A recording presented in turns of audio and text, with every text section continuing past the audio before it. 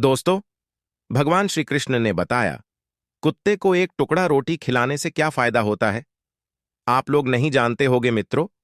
एक बार की बात है, भगवान श्री कृष्ण स्वर्ण से बनी हुई सिंहासन पर विराजमान थे। तभी द्रौपदी उनके दरबार में पहुंच जाती हैं और कहती है, हे प्रभु, आप संसार की हर कीमती बातों को जानते हो। आप ही मनुष्यों के दुख हरता हो तथा आप ही संसार के कल्याणकारी हो। तो हे प्रभु, मैं आपसे एक प्रश्न जानना चाहती हूं। दोस्तों, तभी भगवान श्री कृष्ण कहते हैं, हे देवी द्रौपदी, आपके मन में जो भी प्रश्न है, आप निसंकोच होकर पूछ लीजिए। हम आपके प्रश्नों के उत्तर अवश्य ही देंगे। तभी द्रौपदी कहती हैं, हे प्रभु, मैं ये जानना चाहती हूं कि कुत्ते को एक टुकड़ा रोटी खिलाने से मनुष्यों को कौन सा फल मिलता है। तभी भगवान श्री कृष्ण कहते हैं, हे देवी द्रौपदी, कुत्ते के बारे में तो आपको भली भांति झांत है। आप ही ने कुत्ते को श्राप दिया था। मित्रों, आगे द्रौपदी कहती है, हे प्रभु, हाँ, मैंने कुत्तों को श्राप अवश्य दिया था, परंतु हे प्रभु, आप बताने का कृपा करिए। दोस्तों, आगे भगवान श्री कृष्ण कहते हैं, देवी द्रौपदी, कुत्ते को एक टुकड़ा रोटी खिलाने से मनुष्य को 8 फायदे होते हैं तथा जो भी मनुष्य इन फायदों के बारे में जान जाता है, उसका जीवन धन हो जाता है और उसके जीवन में कभी दुखों का पहाड़ नहीं टूटता है। जो भी मनुष्य पृथ्वी लोक पर कुत्ते को एक टुकड़ा रोटी खिला है, उसे यह 8 फायदे आवश्यक होते हैं और वह जीवन भर दुखी नहीं रहता है। उसे मृत्यु के बाद मोक्ष की प्राप्ति शीघ्र होती है। तो दोस्तों, वह कौन से 8 बातें हैं, आइए जानते हैं। इस वीडियो में मित्रों, भगवान श्री कृष्ण कहते हैं, हे देवी द्रौपदी, अक्सर मनुष्य कई मौकों पर कुत्ते का नाम लिया करते हैं। किसी को गाली देते हैं तो जुबान पर उनके कुत्ते का नाम आता है।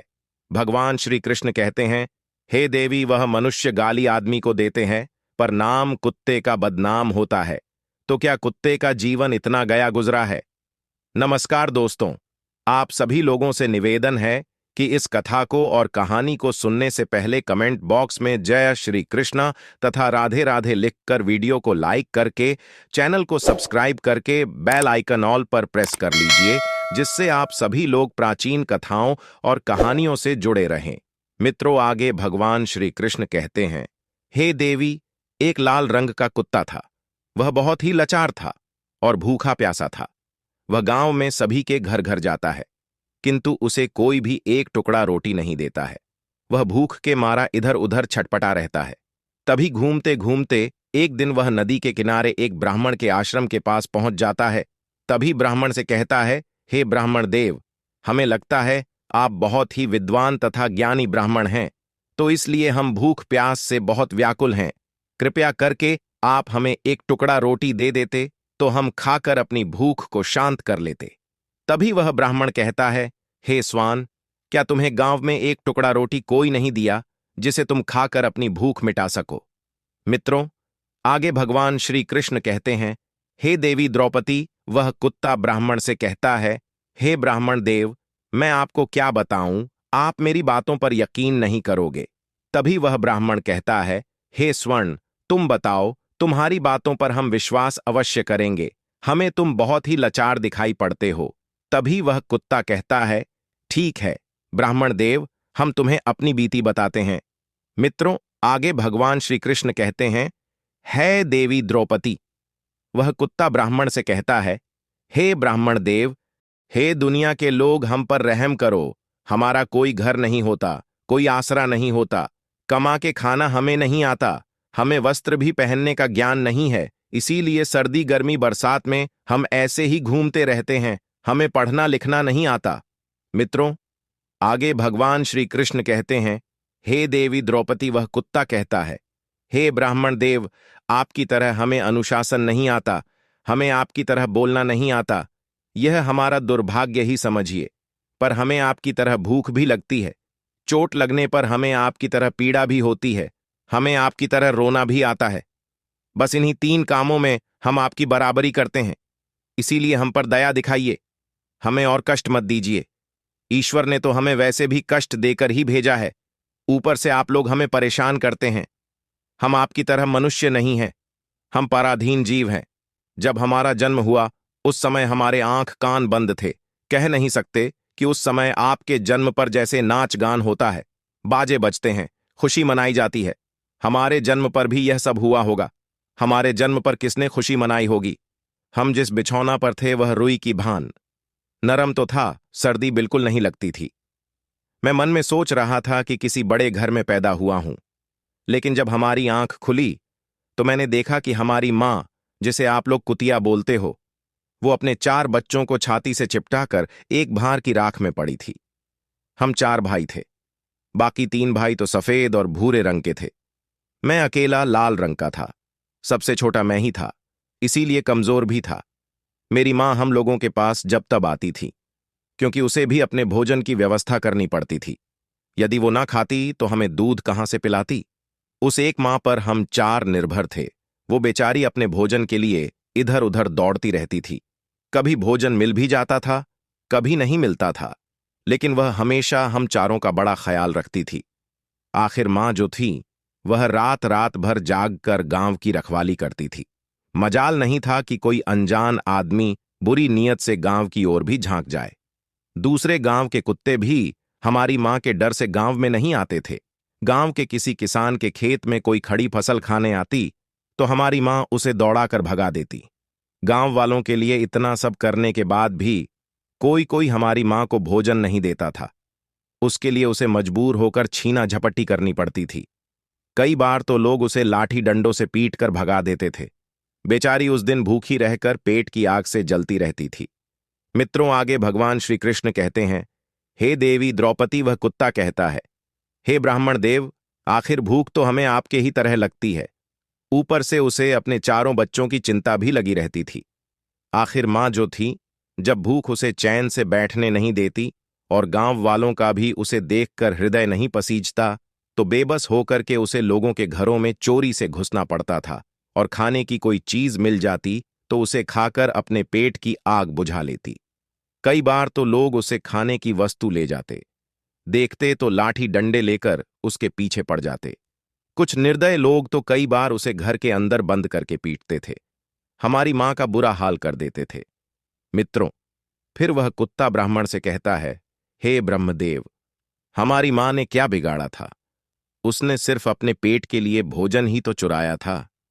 चोरी करने का हमें कोई शौक नहीं है, पर पापी पेट हमें यह सब करने के लिए मजबूर कर देता है। एक दिन की बात, बड़ी ठंडी बरसात हुई, ओले पड़े थे, ठंडी हवा चल रही थी। उस ठंड में ठिठुरकर हमारे 2 भाई मर गए। उस दिन हमारी मां बहुत रोई, लेकिन मनुष्य हमारी पीड़ा क्यों समझेगा?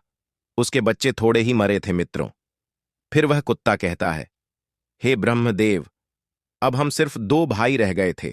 हमारी मां हम दोनों की अच्छे से देखभाल करने लगी थी।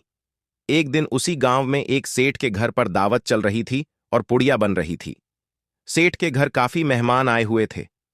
हमारी मां कुछ खाने की तलाश में बार बार उधर जाती, लेकिन लोग उसे दुत्कार कर भगा देते। किसी को उस पर इतना तरस नहीं आया कि एक पूड़ी उस बेचारी को खाने को फेंक दे देते। एक पूड़ी से उनका क्या बिगड़ जाता? मेरी मां ललचा ललचा कर जाती और वहीं खड़ी खड़ी देखती रहती। मित्रों, सेठ के आंगन में दावत खाने का सिलसिला चालू हुआ। भोजन परोसा जाने लगा। मेरी मां भी वहीं जाकर पूंछ हिलाने लगी। खाना परोसने वाला आदमी जब किसी काम से भीतर गया तो मेरी मां दबे पांव पूड़ी लेने को चल पड़ी। फिर धत धत की आवाज होने लगी। चारों ओर से लोग चिल्ला चिल्लाकर ऐसे भागे। मेरी मां वह चीख पुकार सुनकर घबरा गई। 2-3 आदमी डंडे लेकर उसके पीछे बड़ी बेरहमी से दौड़े।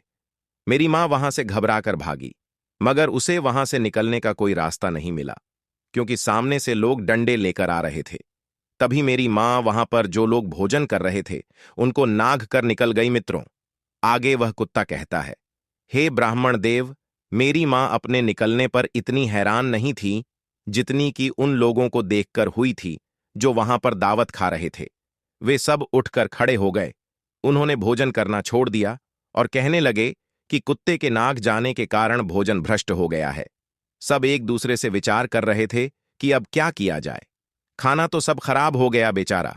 वह सेठ फूट फूट कर रोने लगा। कुछ लोग तो यह भी कह रहे थे, भाई, कुतिया के नागने से भोजन खराब कैसे हो गया? उसने खाने में या पतलों में मुंह थोड़ी ही डाला है, सिर्फ ऊपर से निकल ही तो गई है। और कहने लगे, शहरों में तो लोग कुत्ते को पालकर घर के अंदर सुलाते भी हैं और खिलाते भी हैं, तो इसमें कोई बुरी बात नहीं है। अगर कुटिया नाक गई है तो भोजन खराब नहीं हुआ है। लेकिन उनमें कुछ लोग बड़े घरों से ताल्लुक रखते थे। उन्होंने एक भी नहीं चलने दी। कह रहे थे कि भोजन तो भ्रष्ट हो गया, यह हमारे खाने के लायक नहीं है। आखिरकार उन्हीं की बात मानी गई। अब तो वह सारा भोजन गरीबों में बांट दिया गया। उस दिन तो मेरी मां को खूब पेट भर के खाना मिला था। ऐसा सुख उसने जीवन में कभी नहीं पाया था। लेकिन वह सुख उसके लिए बड़ी मुसीबत बन गया।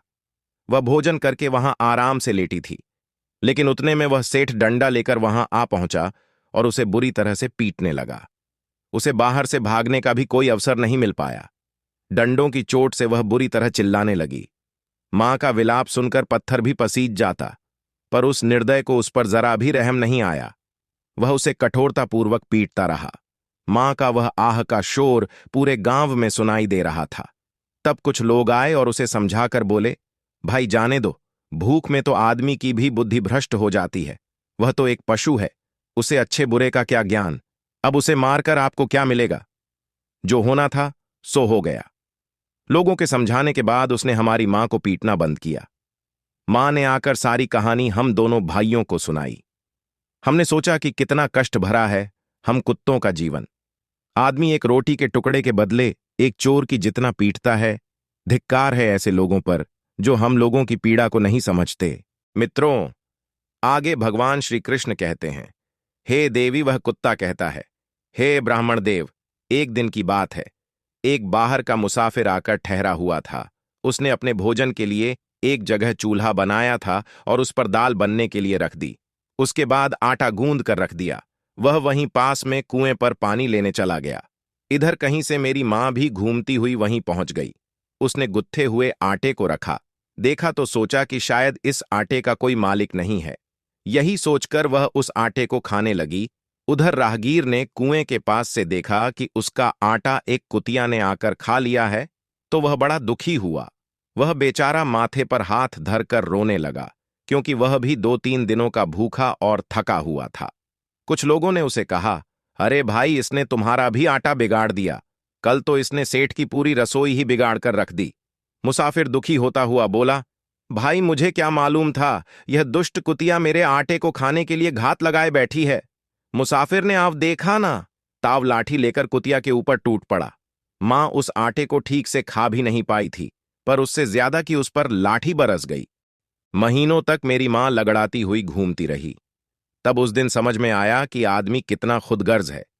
हम उसका कोई कार्य करते हैं तो भी वह हमें नहीं समझता। मित्रों, आगे वह कुत्ता कहता है, हे ब्राह्मण देव, हमारी कमी यह है कि हम उन्हीं मतलबी इंसानों के अधीन रहना चाहते हैं जो हमें कष्ट देता है, जो हमें प्यार से खिलाता है। हम उसके कितने काम आते हैं यह उन्हें नहीं पता। उसके घर की रखवाली तो करते ही हैं, साथ ही साथ और भी बहुत सारे लाभ हैं जिन्हें मनुष्य नहीं जानता। आगे भगवान श्री कृष्ण कहते हैं, हे देवी द्रौपदी, यदि मनुष्य कुत्ते को रोटी खिलाने के फायदे जान जाए तो बहुत से अपने जीवन में होने वाले नुकसान से बच सकता है। आज मैं आपको बताऊंगा। कुत्ते को रोटी खिलाने के 8 फायदे मनुष्य को पता नहीं है कि जब भी घर में रोटी बनाई जाती है तो सबसे पहली रोटी गौ माता की होती है और पिछली रोटी कुत्ते की होती है। भगवान श्री कृष्ण कहते हैं, हे देवी, ऐसा ही हमने विधान बनाया था, लेकिन भगवान की बनाए उस विधान को भूलकर मनुष्य अगली और पिछली रोटी स्वयं ही खा जाता है। इसका प्रभाव उसके जीवन पर बहुत बुरा पड़ता है। कुत्ता वह प्राणी है जिसको रोटी खिलाने से मनुष्यों के जीवन में पड़ने वाले ग्रहों के दोष भी दूर हो जाते हैं। मित्रों, फिर भगवान श्री कृष्ण कहते हैं, हे देवी, पहला फायदा है कुत्ते को रोटी खिलाने का कि कुत्ते को रोटी खिलाने से शनि का नकारात्मक प्रभाव कम हो जाता है। शनि ग्रह जब अपनी कुदृष्टि डालता है तो हर मनुष्य बर्बाद हो जाता है। जिस व्यक्ति पर उनकी महादशा का आरंभ हो जाता है तो बने बनाए काम अपने आप बिगड़ने लगते हैं। वह आर्थिक तंगी का शिकार हो जाता है। उस स्थिति में व्यक्ति यदि कुत्ते को रोटी खिलाता है तो उस पर शनि का कुप्रभाव बहुत कम हो जाता है। मित्रों, नंबर 2, दूसरा फायदा है कि कुत्ते को रोटी खिलाने से भाग्य आपके पक्ष में हो जाता है। आपके घर के अंदर नकारात्मक शक्ति नष्ट हो जाती है। नंबर 3, कुत्ते को रोटी खिलाने से माता लक्ष्मी प्रसन्न हो जाती है और आपके घर में धन दौलत की कभी कमी नहीं रहती। नंबर 4, कुत्ते को रोटी खिलाने से आपके ऊपर कर्ज नहीं चढ़ता और जो पहले से आप कर्जदार हैं उससे भी मुक्ति मिल जाती है। नंबर 5वां फायदा है, कुत्ते को सुबह शाम भोजन देने से आपका व्यापार बहुत अच्छे से चलता है। नंबर 6, कुत्ते को रोटी देने से आपकी आयु में वृद्धि होती है और अटका हुआ धन वापस मिल जाता है।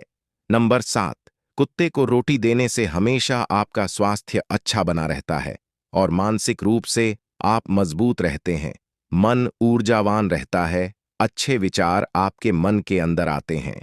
नंबर 8, कुत्ते को रोटी खिलाने से भगवान प्रसन्न रहते हैं क्योंकि भगवान को समस्त जीवों की समस्त प्राणियों की चिंता रहती है और जो समस्त जीवों पर दया दिखाता है भगवान भी उस मनुष्य से हमेशा प्रसन्न रहते हैं। भगवान की कृपा सदैव उस परिवार पर बनी रहती है। मित्रों, आप लोगों ने अक्सर अपने बड़े बुजुर्गों से सुना होगा, कहते हैं कि जब कुत्ता रोता है तो अपशगुन होता है। कोई संकट आता है, किसी की मृत्यु होती है, इसलिए कुत्ते को कभी रुलाना नहीं चाहिए। दोस्तों, इस प्रकार से भगवान श्री कृष्ण ने देवी द्रौपदी को बताया है कुत्ते को रोटी खिलाने के फायदे। दोस्तों, अगर यह कथा आप लोगों को पसंद आई हो तो वीडियो को लाइक करके, चैनल को सब्सक्राइब करके बेल आइकन ऑल पर प्रेस कर लीजिए, जिससे आध्यात्मिक जानकारी आप लोगों को सबसे पहले मिल सके। और कमेंट बॉक्स में जय श्री कृष्ण और हर हर महादेव अवश्य लिख दीजिएगा। दोस्तों, वीडियो को पूरा देखने के लिए आप सभी लोगों का धन्यवाद।